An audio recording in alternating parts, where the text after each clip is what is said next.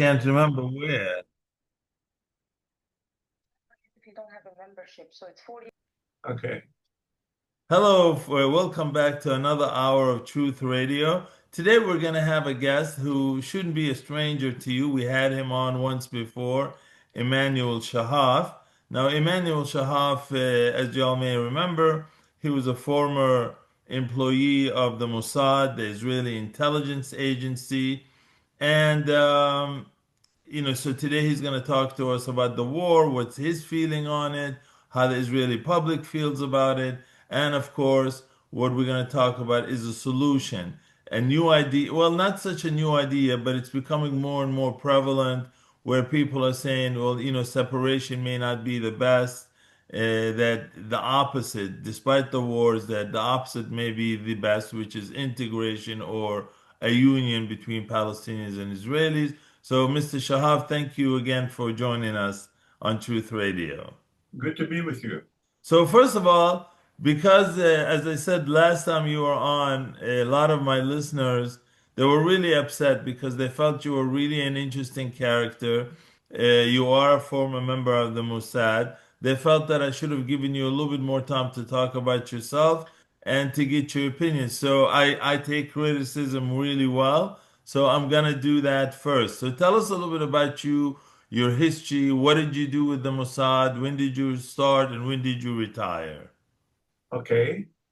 As I said, it's great to be here with you guys. I immigrated to Israel when I was 18 in 1972. I studied at the Technion Aeronautical Engineering. The Technion is like the equivalent of MIT in Israel. And then I served in the Air Force for 7 years as as an engineer and engineering officer. Then I went to the States to do an MBA at Rensselaer Polytechnic Institute. When I wanted to return to Israel, there was no work for me because Israel had just canceled the Lavi fighter jet project, which gave a lot of work to a lot of engineers. Now that was a copy on the F-16, just to as a No, it side wasn't a note. copy. It was not a copy. It was a development in a way, but it was too close. It was too close to have a real reason for existing. So it was canceled in the end. You mean the Uh, cost would have been too the high? cost would have been for building, yeah. So at that time, I was hired by the Mossad, uh, and I served the Mossad for 14 years, mainly in what you would euphemistically call uh, diplo uh, diplomatic intelligence and diplomatic relations. And uh, What year did you join? in 1989, And how long were you with the Mossad? 14 years 14 until years. 2003 Okay. And you said early on you had immigrated to Israel. Where did you immigrate from?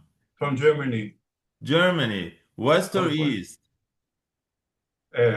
From West. When I was born, I was born in '54, so that was still that there were still East and West Germany, but we moved to West Germany and we lived there. So maybe this is a good point to start. I mean, you immigrate to Israel. You were a citizen of Germany. I'm assuming you still are a citizen of Germany. Or maybe not. Did No, you I have to still give it am. up? I still Okay. am. So, what was the process of becoming an Israeli citizen? Was Oh, it it's very easy, simple. hard? The moment you can establish Jewish ancestry, it's a straightforward process. And due to my father's Jewish status as a Jew, he spent 9 years in German concentration camps. And that was all well documented. So it was easy for me to prove my Jewish ancestry and process the immigration, which is part of the law of return. So, would it be Permit. easy, accurate to say you probably got it in a few months? It was just straightforward. It took a little longer, but there's nothing problematic about it. It was just Okay. Well, so you graduated, I think you said in 1989. No, I graduated from with an MBA in 1988, and then in Okay. 1989 I was hired by the Mossad. Exactly. So, from past books that I read, usually it's not the person who goes looking for the job. They kind of find you. Was Yes, that your experience? yes, absolutely. So how did Don't that call come us, we'll about? call you. Say again? How did that come about? I had some contact with them from earlier, and when I was looking for a job, I reminded them that I'm looking, and then they reconnected in a way, and so that worked out very well. So did the fact that you speak German, was that like a selling point? But Uh, the selling point was it was not the clincher. okay. All right. So how did you tell us about your students? What did you do in the Mossad? What did you work on I exactly? worked in cooperation with foreign intelligence services. Okay. And that would in term, and I'm assuming mostly in the Middle East. No, not actually mostly in Europe and later in Southeast Asia. So the last time you came on, you told us basically you were involved in roles where, let's say, where there's no state-to-state diplomatic relations. Yes, Usually there would be diplomatic. There would be when there is no diplomatic relations, the intelligence services kind of communicate in yes, place of that. they do that, right? But And did you ever have to do that with Middle Eastern countries? no, not with Middle Eastern countries. Okay. So, but No. let's say, for example, if someone wanted to speak to Saudi Arabia where you have no diplomatic relation, would it safe to say that you would use the Mossad to do that? Yes, yes, it's written into the aims of the organization to maintain relations with countries Israel doesn't have diplomatic relations with. So, okay, so you joined the Mossad, you left many years later, and then basically took a different route. I mean, you don't have the normal opinions that a normal Mossad agent would have. You basically became a critic of your own country, of Israel and its policies, and you started thinking, well, maybe that rather than separate, the way to go is to basically integrate with the Palestinians, something like South Africa did or the United States did when they give blacks equal rights. That was interesting. How did you come about that transition? Well, first of all, don't assume that Mossad people are going one way usually. Usually, Mossad people are more open-minded and they have seen the world, and so it's more likely that they're going to be in the opposition or at least not clearly associated with the right-wing government. I was always interested in politics, and I wasn't able to be active because of while I was in the service, but I was member of the Labour Party at the time. And what interested me most were the diplomatic relations, the diplomatic efforts to make a peace arrangement with the Palestinians. And after I retired, I started to become much more active in the party and also trying to find an alternative solution because I realized by around 2010, I realized that the two-state solution wasn't going anywhere, and this is not going to be. We won't be able to implement it in any way. So I was looking for alternatives, and I came across one of my fellow party members who had this canton arrangement that I'm promoting now. Who is that? Aryeh Hess. He's an Okay. elderly gentleman who promoted federation arrangements with Jordan in the 70s. So he has had a record. And I was actually, he was sort of a right-wing member of the Labour Party. And I didn't really think he had anything to offer. But when I looked at his plan, I said, this is it.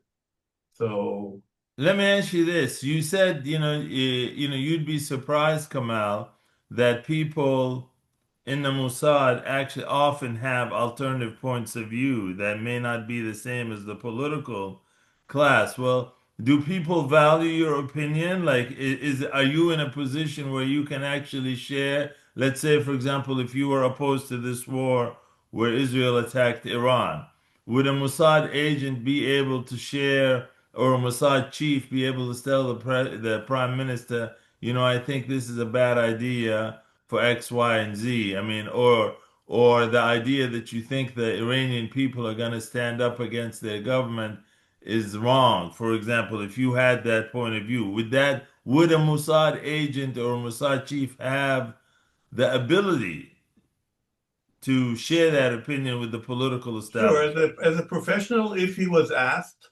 in a professional environment, sure, he would base it on research that is available in the Mossad or in the intelligence community, and he would then give his opinion, whatever it may be, either in favor or not in favor. Although, because in politics, it's always, if you know what your boss thinks, if you know what the prime minister thinks, you make cage your words in certain ways and be not as outspoken as you would be if you wouldn't know what your boss thinks.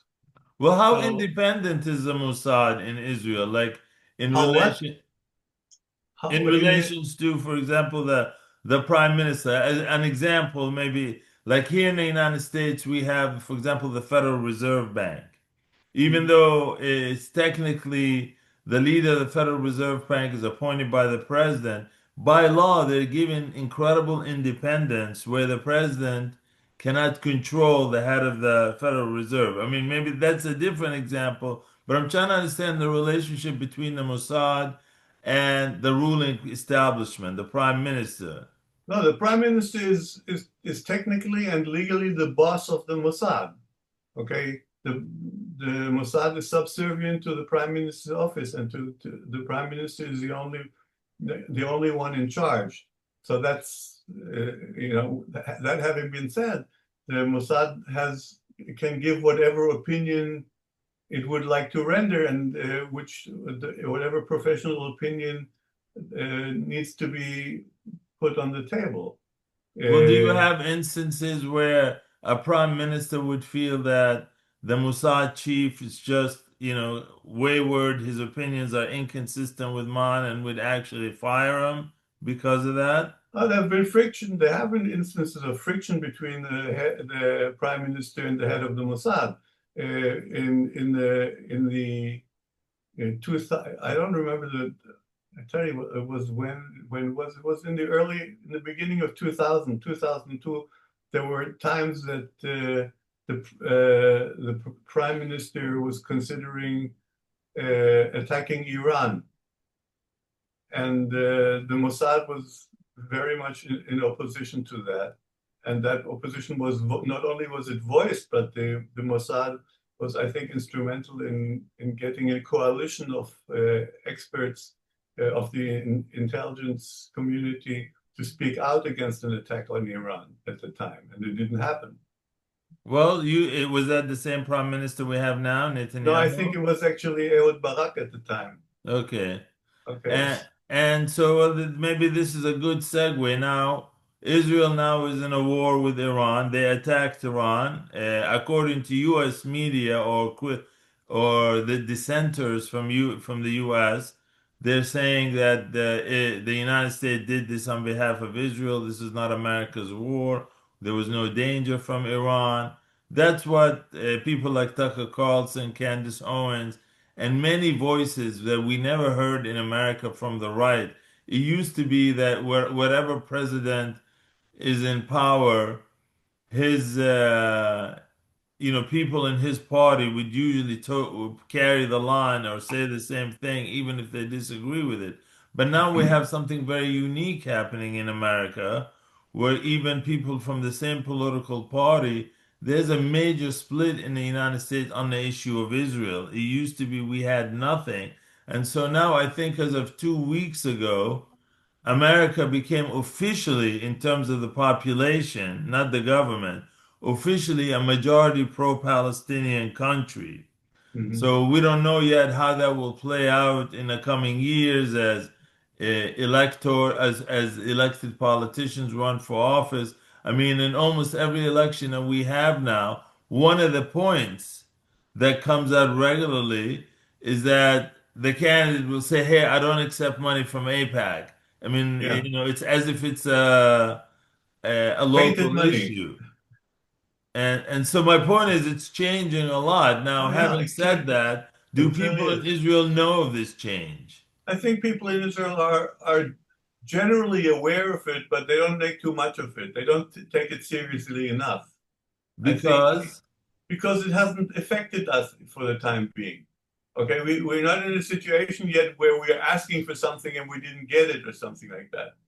So well, do they for go the ahead, time sorry. being, the U.S. are very, very supportive. The Trump administration is as supportive as can be to the present government of Israel, and whatever criticism is there in the background isn't doing anything. Well, Okay, all right, that part, no that one can deny that. No one can disagree with you on that point.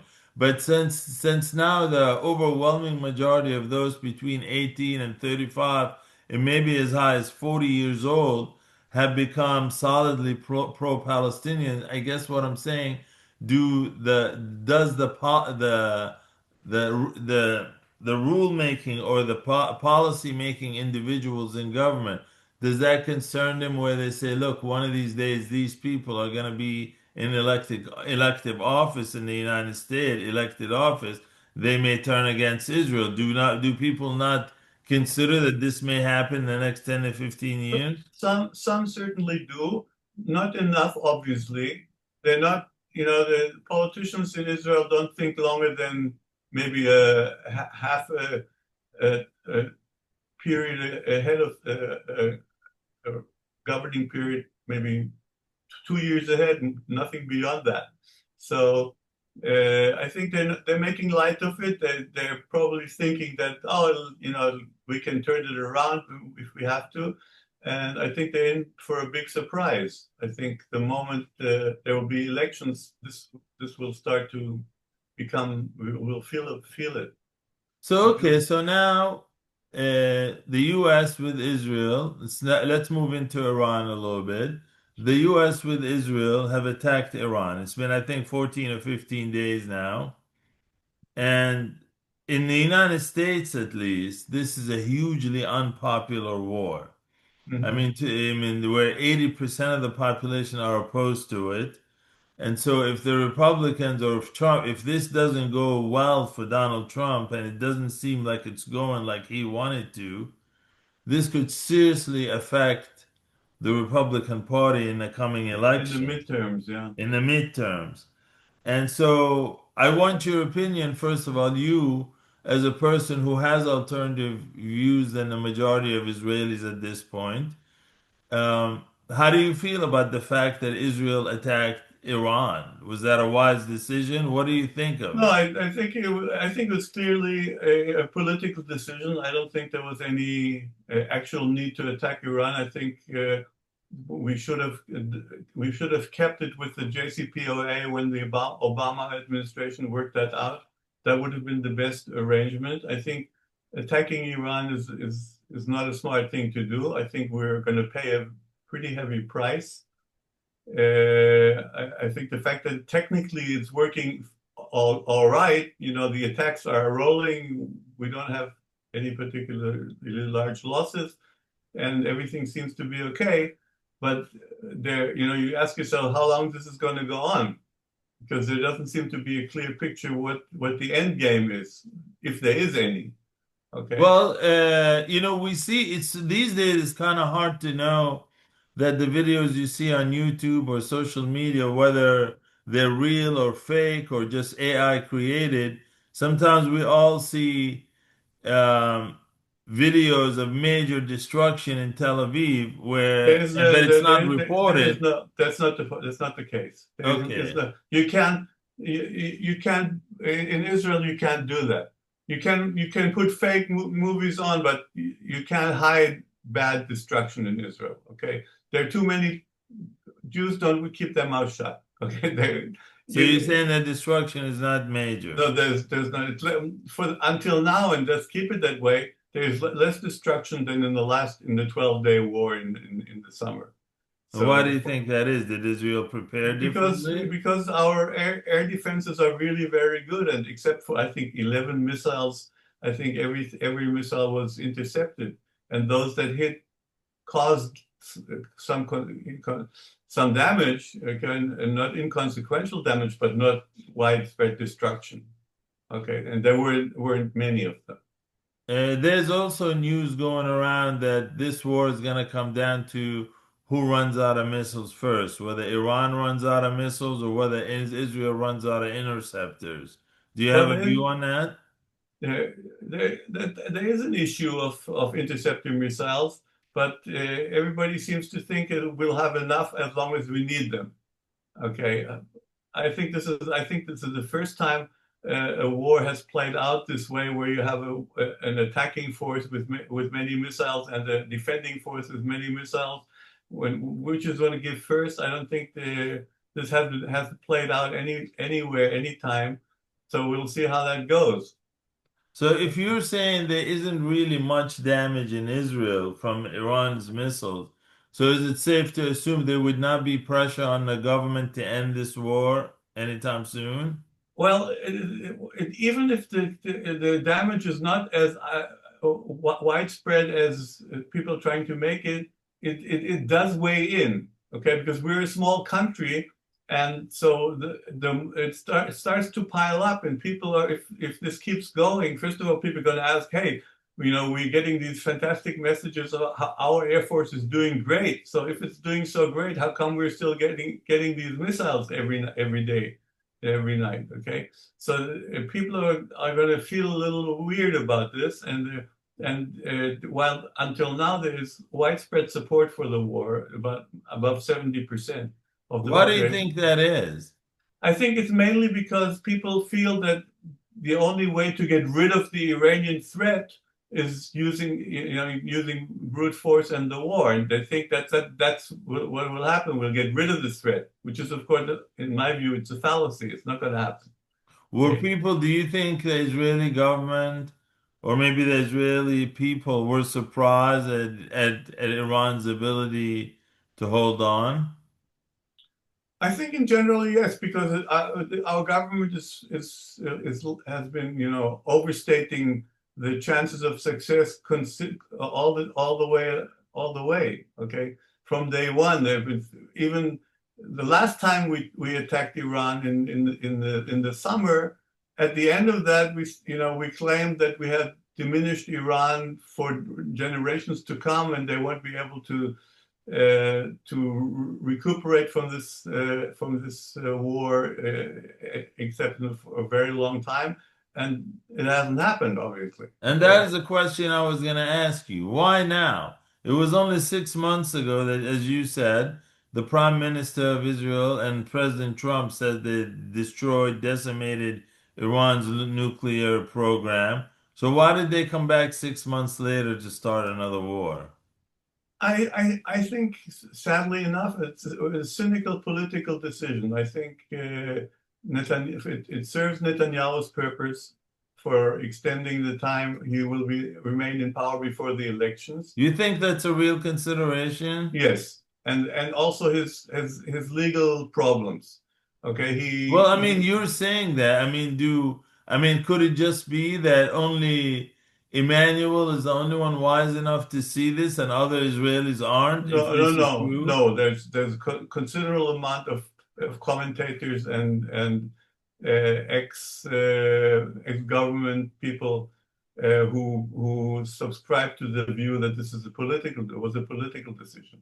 There may But have yet, been some but yet you said the majority of Israeli people support. support it. Yes, they support the war. There's no So this is what I'm contradiction. trying to figure out. If you have someone like Emmanuel, you're telling me you're not alone in No, thinking that this was done for self-serving reasons because of Netanyahu's political problems or criminal problems. Okay, obviously you no longer get state secrets, you no longer get top secret information, you're yeah. just a member of the public, Hmm. and you were able to conclude that this is just done for personal reasons, this war by by Prime Minister Netanyahu. So why wouldn't other Israelis feel the same way? First of all, there's no contradiction between supporting the war and the war being caused by political decisions for the benefit of Netanyahu. Because the main point is that Israelis don't want the Iranian threat over their head. Okay, they think that using force will probably make it diminish that threat or wipe it out altogether. So they don't particularly care why the war broke out, whether it broke out because the Iranians wanted to attack us first, or whether Netanyahu decided this was a good time, or whether there's really some developments in the Iranian nuclear program which were about to gestate into something dangerous. They don't particularly care what the reason is. The war is there to diminish the Iranian threat, and that's that. So here in America, it's been reported that President Trump and others in his government were shocked that Iran hasn't capitulated yet. They were expecting, especially after they killed Ayatollah Khamenei, that that's it. They would lose their leader, and they would be running around like a chicken without its head, with its head taken off. First of all, why do you think Iran didn't capitulate, or did Israel really misassess or assess Iran wrongly, or does that represent a failure in analysis of what Iran is and what their government is, as to why we didn't get the capitulation that Netanyahu and Trump thought would happen? First of all, I can tell you that former people with intelligence services are pretty much in unison in saying that it's very unlikely that Iran is going to capitulate. Okay, so the people who are out of office now, they seem to be pretty much in agreement that anybody who expected Iran to capitulate wasn't quite right in his head. This government is not known for doing particularly smart things. But Well, we don't know. then in that case, so really, if this ends without capitulation, without Iran saying I surrender, Mhm. where are we? Now you're going to have Iran We're back really to square upset. one. We're back to square. Not only are we going to be back to square one, ready for another war, okay, but we're back to square one with the Iranians having a huge incentive to finally develop their nuclear weapon. Okay, And they may so get help. They may get yeah, help from North Korea or somewhere like yeah, that. yeah. So it's a waste of an effort. I don't think the outcome will be worthwhile, and the chaos which has been caused in the Arab world in particular, but also in the economics of the world, the whole world, definitely don't make this worthwhile. So it's been reported here in the US. I mean, the government denies it, but it's been reported by many media sources. And I don't know if you have any opinion on that, that basically all of America's bases in the Gulf have been destroyed. It's been reported a lot in America.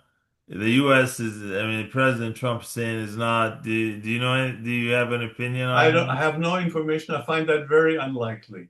I That they I would don't have I don't destroyed them? I find it. I think it's probably similar to the reports about the big destruction in Tel Aviv. Okay, yeah, I don't think I'm sure. Obviously, there is damage. There is damage incurred, but not to the extent that some people claim. And I doubt that if the damage was as big as is being claimed, that America would take this the way it take it, without hitting even more into Iran. Okay. And so again, we were talking about if Iran doesn't surrender, I mean, where is Israel? It's either it keeps bombing it every other day, or like you said, they may actually now have an incentive of actually building a Yeah, nuclear bomb just to keep the wars away. yeah. Do I people think, think it? Are others besides you thinking that in Israel? of course, sure, certainly, there are quite a few people who are in the know more, more than I am. You don't have to be particularly educated or particularly a specialist in something to realize that, under this situation, there's an incentive for Iran to build a nuclear weapon. And they also, at the same time, you have to realize that a country of 90 million people, it's very unlikely that if they want to develop a nuclear device, that you will be able to prevent it. Okay, it's just very unlikely. Okay, so now we have, I mean, since Netanyahu has basically been in office, he's been from one war to the other, Mhm. one conflict into the other. It doesn't seem like That's a year. only lately. He had a record for 15 years of keeping things on under the lid and not lashing out and not using violence, except for a few instances. But only recently, since October 7th, he's been this has been a situation, ongoing war. Okay, well, how do you gauge the Israeli opinion? Do you think if there was election, would people say, we're tired of this, we're tired of sleeping in bunkers, we're Well, tired of sirens? and for the time being, what has happened, and that's different from what it used to be. Usually, in a war situation, the biggest party, that being the Likud and Netanyahu, would gain. They would gain a seat or two. The patriotism. We're all in this together. Or this time, until now, it appears that there has been no change in the polls, no change for Likud, As and in bad or good? that's an indication that there's something's changing. Okay, Okay. uh, for me, of course, as being in the opposition, that's good if he's not getting more power.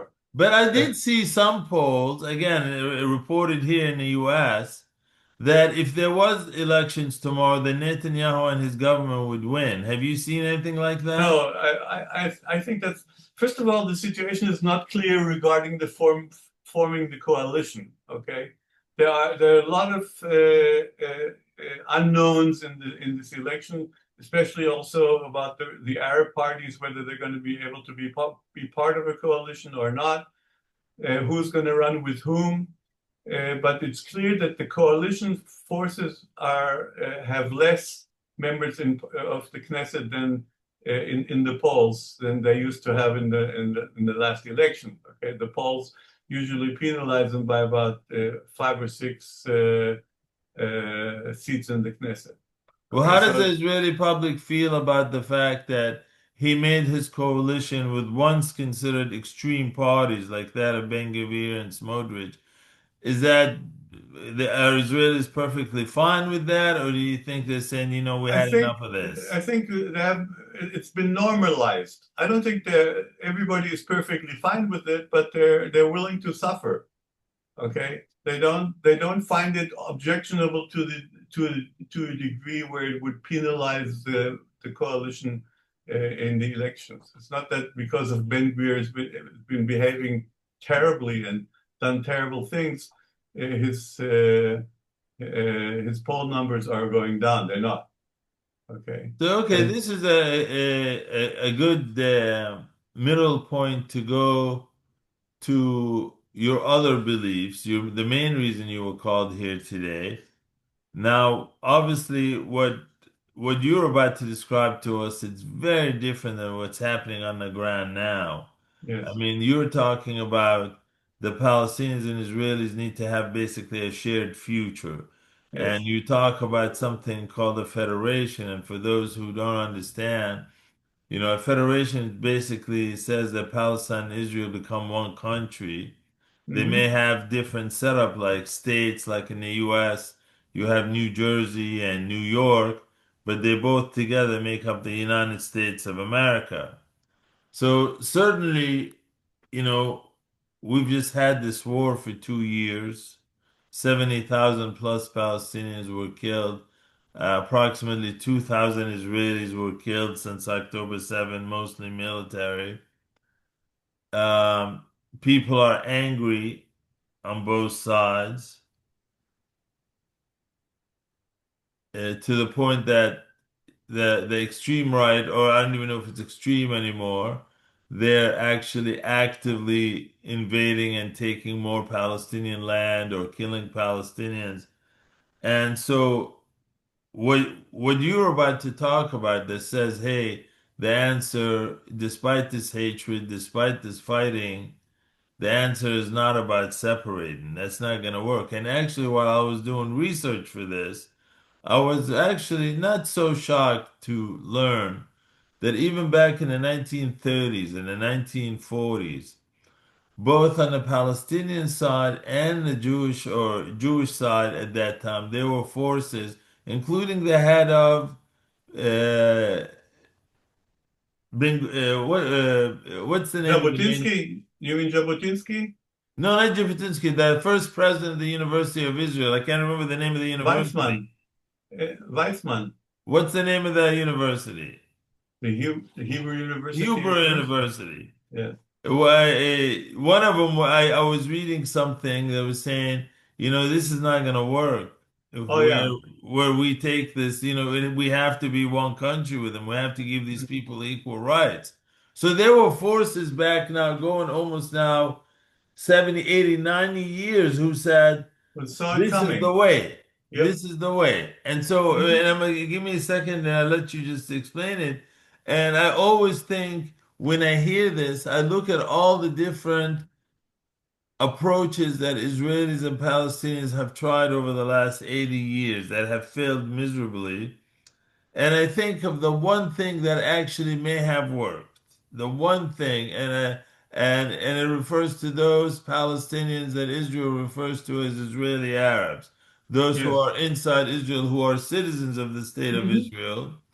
It seems like the most coexistence is between Jews and them, and the Absolutely. most people who get along. I mean, it's not perfect by any stretch, No. but still, when you compare it with the relationship between Israel and the other Palestinians, like the West Bank and Gaza, where they don't have any rights, it is obviously a very clear, in your face, undeniable difference. Whereas Mhm. one you're living with, some of them even join the Israeli military, Mhm.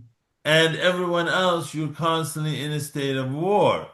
So again, I want you to talk to us about how you came to the point, especially having worked for the Mossad, how you came to the point where you believe, hey, you know what, we need to give Palestinians equal rights. And when did you do that? I think first of all, I grew up in a social democratic environment in my family in Germany. My father, my biological father, was a communist. I didn't know him, but I knew of him. My mother is a clear social democrat, and equal rights was a big thing for me. I also grew up in the 60s when, the Vietnam War was playing out and the civil rights movement in the United States had a lot of support. So I was going that direction anyway, and I realized that what we're doing here in Israel doesn't measure up. Okay, it doesn't measure up, and when I realized that the two-state solution cannot be implemented, I started to look for something else, and it's clear to me that whatever else, it has to be as close as it can be to equal rights. And Can't how do you can't. envision that happening? I mean, I'm assuming, like, I know even I share these views, obviously, that's why I had you on today. Like, I'm not, even though I have an idea of what the perfect approach would be, but I'm not so egotistical that I think that my approach is the only approach. And Mm, I always say, at this point of the game, I'm looking more at the macro picture, and the picture is a shared future. How exactly we do it? Basically, we're both equal citizens of the state, of the country. How we do it, I leave room for difference. People have to agree. How do you envision something like this happening? Well, there's two ways, at least two ways it can happen. One way it can be imposed on us, Okay, if we can catch the attention of the Trump administration and remind him that this issue has not been resolved and that the federation is the way to go. Incidentally, during his first term of office, he was introduced to the federation, and he didn't particularly like it at the Who time. introduced it to him? Do you know? I think J.D. Greenberg and Kushner introduced him. My Kushner friend, would believe in that? I'm finding it hard to yeah, believe. he was supportive of it at the time. And who And was the other? I think Greenberg. Who's Greenberg? What was his He's position? one of the people who were active in the Middle East at the time for the Trump administration. Okay. And that's Okay. interesting. They suggested the Federation. And They you're talking about this suggested, Kushner that we have now yeah, actually this supported Kushner we it? have now, the same Kushner, he was much in support of it, but Trump didn't go for it, and he came out with his plan, which didn't seem to catch on anyway. So that's one way of doing it, is having it imposed on us, which is of course the less the not so good way, but it may be the one which works. Let me stop you there. Now, on the other side, people think the same thing. Like people on pro-Palestinian side think, this can only be imposed on Israel, but the way they see imposition is that, where the Palestinians get enough American and global support, that it becomes a civil rights issue like South Africa was a civil Oh rights yeah, issue, and that, the world will reach a point where they start boycotting Israel and putting sanctions on Israel, and that impose it on Israel that way, not necessarily through war or anything like that. yeah, Is that that's what going you to be mean a by that very also? that's a very that'll be a very long way. It took the sanction way is very long, and Israel has a lot of power in to resist the sanctions more than South Africa had at the time. But I agree with you with going the civil rights way is a good way, and I encourage Palestinians to start their own civil rights movement, which is calling for equal rights. Okay, because that's something it's very difficult to resist. If you have 20,000 Palestinians marching to the border crossing at Kalandia and calling for equal rights, it's very difficult to do something with to do. Especially if they had Israelis actually marching with them. Yeah. Okay. So this can be this is probably the way to go if my government or my future government doesn't come around to make changes. Other than that, the way to introduce it is through gradual. First of all, to decide on that the federation is the way to go, and then to start introducing it gradually. Start 3 cantons at a time until you have all the 30 cantons online, which is possible because Israel, as is already trying to establish some regional government in the present situation, and so the direction is there. It just needs political power behind it, and that we don't have yet. Well, don't get me wrong, the present Israeli government does talk about annexation, and Yeah, annexation usually in a normal country would mean that if you annex the territory, that the people of the territory become citizens of the country that absolutely. Yeah, annexed it. But yeah. that's not really what they have in mind with Palestine, right? No, no. That it's clear that what they're doing is they're aiming to establish something which will be eventually an apartheid structure. Okay, it'll be legally an apartheid. Right now, it's not, because what we're talking about right now is an occupation, not a legal permanence. But if you start annexing and you're talking about establishing Israeli law in the territories, then it clearly becomes apartheid, provided you don't give the Palestinians full citizenship. Are there any voices in the Israeli government or the Knesset who share these views about living with the Palestinians as equals? In the Knesset, yes, there are. First of all, the Arab parties, obviously, Do they? but Have they made that? Like, have they actually called for that? they call for it all the time. The Arab parties, for they don't. they're for political reasons, maybe they don't call it all the time, like I'm saying, but it's always there. It's always there. And I think it's more important than anything else. What about the Jewish The politicians? Is Jewish there parties, anyone?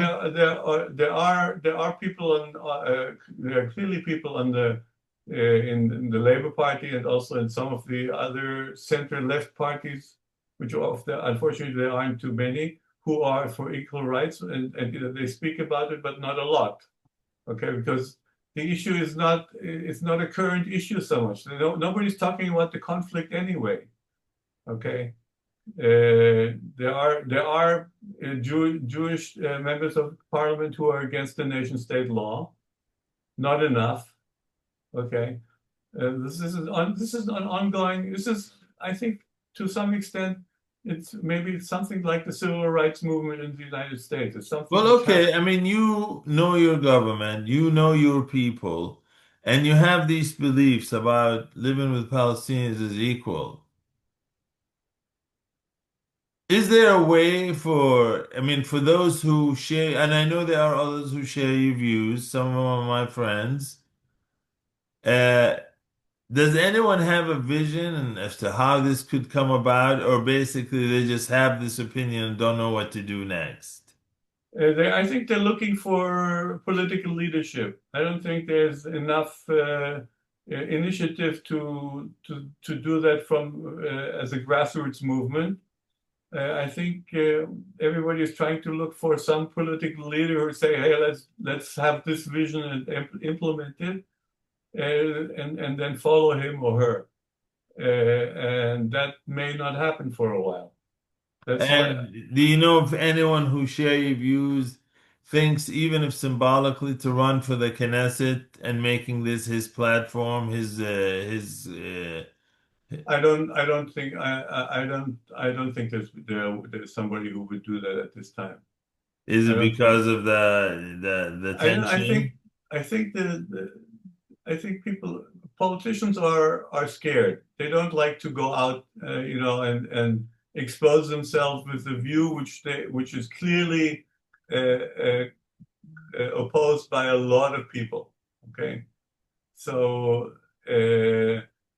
in order for that to work, you need a politician. You need a lot of money to prepare the ground, and you need a long campaign Do first. you think maybe the reason there is a lot of opposition among Jewish Israelis to live in as equals with the Palestinians, is it because maybe they don't see how that could happen?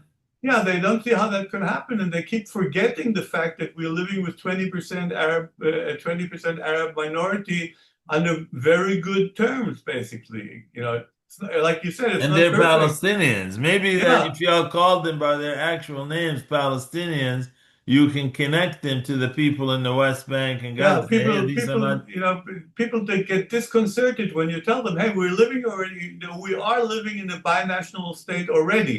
Okay, what do you think is going to make such a difference if you have another 15% Palestinians joining those 20%?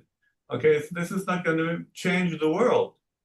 So, but it's not easy. There's a lot of fear, a lot of fear. And It's I not guess hate, that it's would fear. also mean you have to share resources and you're talking I about. think that's not so much the problem. The research, I don't think there's. I think the demographic issue is a scare, and the physical security.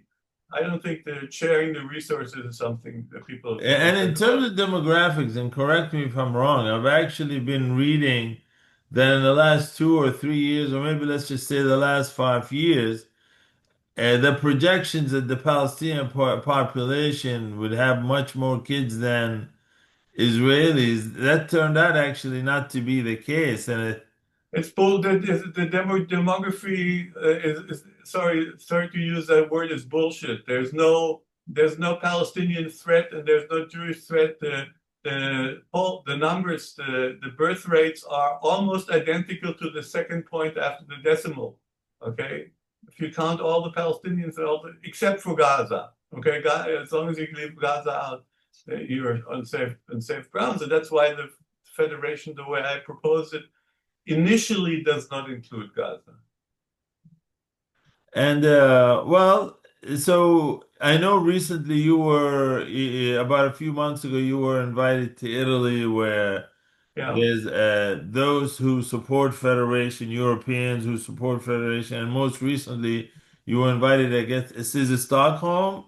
There was in Brussels, to Brussels. Brussels, Yeah, where there was another meeting yeah. with like-minded people. Tell us about that. Tell us about who are these people that are spearheading this, and Okay. again, whether you think it will lead to anything. Okay, first of all, it's a group of it's called the JEF, the Young European Federalists. J is for jeune in French, so it's not, that's why it's J. And they're a group of about 10,000 members, which is not small, in 37 countries in Europe. And they are working for a federation in Europe. They want to change Europe from what it is now, basically a confederation, into a federal Europe. And So they they don't want also, it just to be a European Union. They want it its yeah, own country, basically. yes, they want to be a European federation. And they are also supportive of an Israeli-Palestinian federation. And they made that clear in Ventotene, on the island of Ventotene in Italy in September last year. And they started basically a process which is continuing to be supportive of a federation and spreading the word among the political echelon in Europe. So we're beginning to see European members of the European Parliament who are supportive of a Palestinian Israeli federation, realizing that a two-state solution is not possible anymore. So when you obviously, if a person who reaches the conclusions you have reached, traveled, you must have met a lot of Palestinians. I mean, I say this because you'd be surprised how many Palestinians and Jewish Israelis who've never interacted with each other in a Yeah. normal way haven't met Palestinians. And I know there are in the Federation movement like-minded Palestinians who agree with you. Do you have anything to fear with living with Palestinians as equals?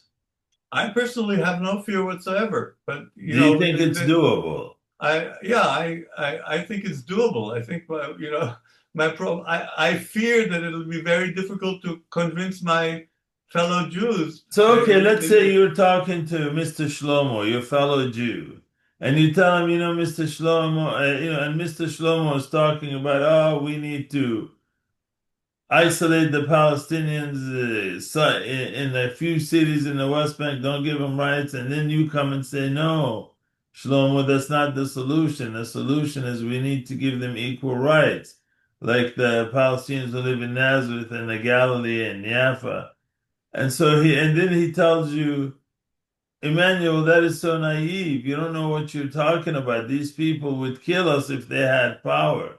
How do you respond to that and tell them, actually, no, that wouldn't happen? There's all you can do is to address the fact that we live with a 20% Muslim minority in Israel for more than 70 years, and it's been very good, all things considered, despite the things which still have to be fixed, which is actually the largest Muslim minority in a Western kind of country in the world. Okay, and we are very much in charge of how we want to shape this. So. And I address it. When they say, "But look what they did on October 7th," which is usually comes up right. They'll say, "Oh, until before October 7th, I would have agreed with you, but now after October 7th, I completely disagree with you." I remind them that even the Nazis, okay, who were a whole lot worse than Hamas, okay, got to sit on the table with the Europeans 6 years after the Second World War. Okay, in 1951, the Treaty of Paris was signed, which gave the baseline for the European Union. Okay, so there are people we can talk to. There are people we have to talk to. We have to overcome this idea that there's nobody to talk to.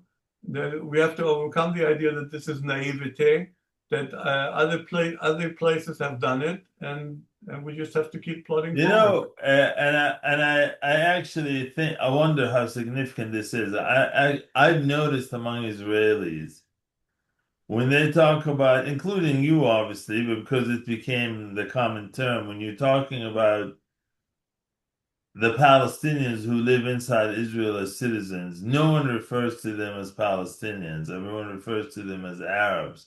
And the reason I always focus on this issue that it would actually be best for Israelis to call them Palestinians, which is who they are, because sometimes I feel, as irrational as it may seem, a lot of Israelis somehow convince themselves that those Palestinians inside Israel who are actual citizens are somehow different. Different from the Palestinians in the West Bank. Yeah, and I can't believe how Absolutely. many times I heard it. And when I asked That's them, how are probably they one of different? And that's they'll try to probably give me some irrational explanation. And so I wonder if you actually refer to them as Palestinians as opposed to Arabs, if that forces Israel to say, wait a second, these people are not different and we get along with them.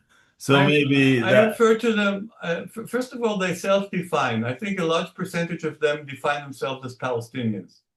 No, Uh, all of them do, but when they speak to not all of them you, do. Not all of them do. okay, fair enough. But when they Uh, speak to Israelis, and this is yeah. something I noticed, they refer to themselves as Arabs, but it seems like they know them saying they're Palestinians is not acceptable to Israelis.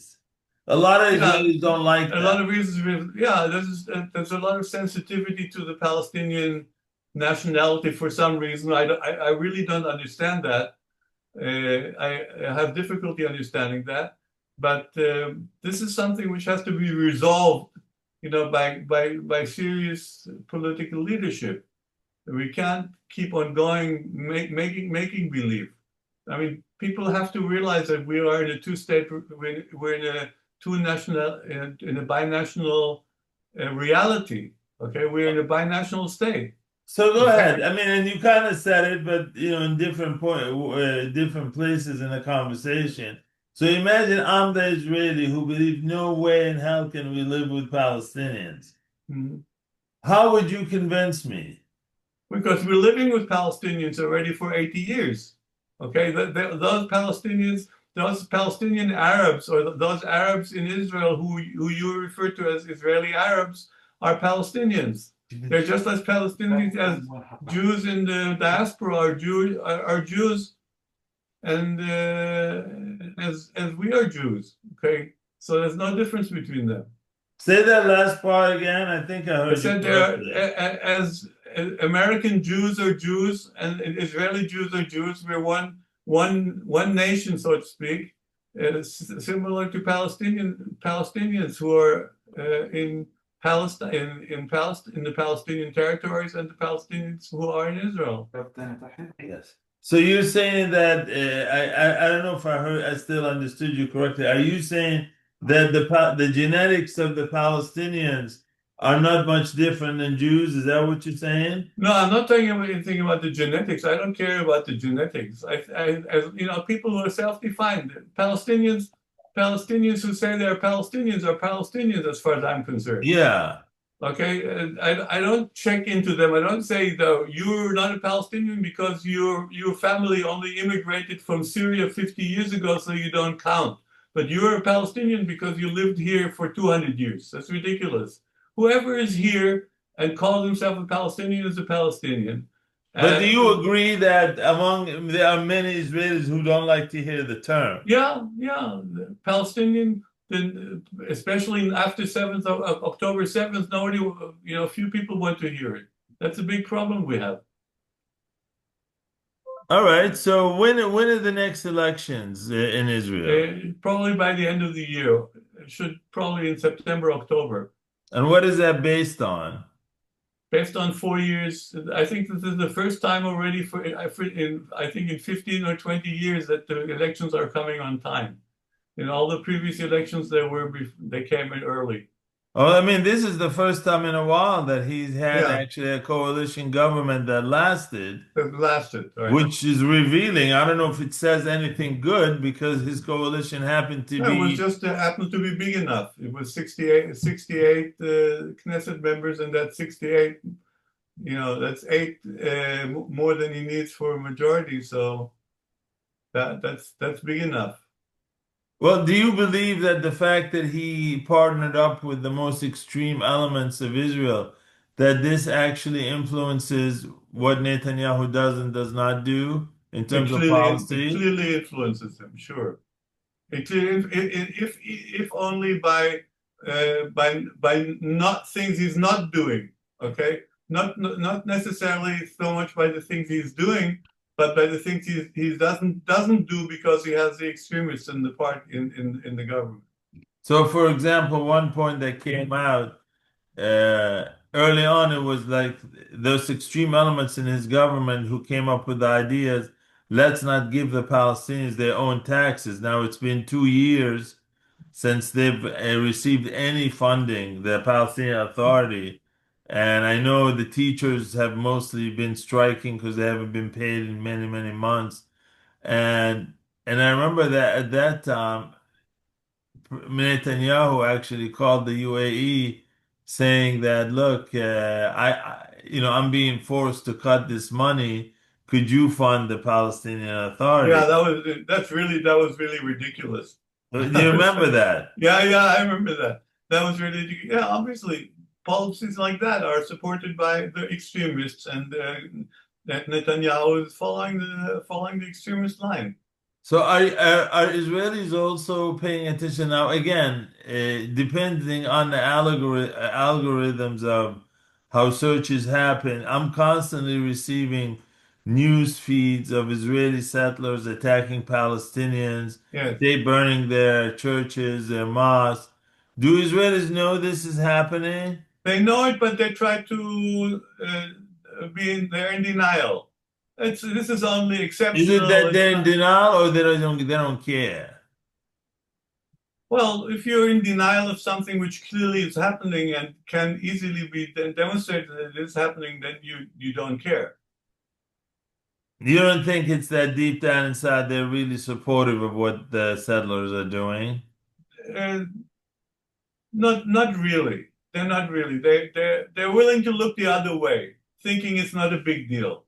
I mean, obviously the settlers in the videos that I've seen, they would go attack Palestinian homes and farms, and then if there's any pushback, the army would come and arrest the Palestinians, Yes. or oftentimes the army's sitting right there seeing the settlers. Yeah. So It's like obviously this. there's a relationship between the government and these settlers and what they're doing. Absolutely. And that doesn't Absolutely. bother anyone in Israel. That doesn't bother you. It bothers me terribly. It bothers me, and I participate in demonstrations and I help funding organizations which work against that. But what can you do if the government is part of it? Okay, we have to worry about being arrested now, demonstrating against the war. Okay, you can get arrested for just holding up a sign against the war. In So Israel, yes, for Jews, yes, is that something that's unique for Israel to it's do it new. that? It's new. The police, Ben Gvir has definitely taken over the police, and things are looking bad. Are people fine with that, or is there No, dissent? they're not fine with that, but it's one of the things. It hasn't gotten to them personally. Okay, it's only the the most active activists who personally suffer from it. It's not. It hasn't happened to many, to enough people to cause a real strong reaction. You know, many people, especially in America, who actually believe in the views that Palestinians and Israelis, or Palestinians and Jews more accurately, should live as equals. They're not really hopeful because they don't really see a difference between Netanyahu's conservative or extreme coalition and the liberal opposition. I mean, and they cite one example I've seen cited that even who's the head of the opposition now? He was prime minister for a short period of time. Labid? Lapid, Lapid. Yair Lapid. Even he was saying he would be supportive Yeah, he's a of an right winger. expanding Israel. He's a right winger in disguise. You think so? Yeah. I don't know to what extent it's self-serving because he wants support from the right wing. That I don't know. But Are he's there voices now who are potential leaders in the future who may share different views than than the current government? That who, if yes, they were elected, we would see different policies. yes. Who are we talking about? Yair Golan, definitely, and probably more than anybody else, and Gadi Eisenkot. But let's start with Yael Golan. Who is he and what does he do? He's the head of the Labour Party. But Okay. Kamal, I think we have to keep that for another conversation because Okay, sounds good. I have to. Did we go over our time? Yes, we did. Okay, well, look, we will take this up. Thank you very much for Yeah, joining us today. And God willing, we'll see you much more often. Tell us about what's going on. I'll be Until happy to next join time, you. my friend. Thank you very much. Thank you. Bye. Take care. Bye. Take care.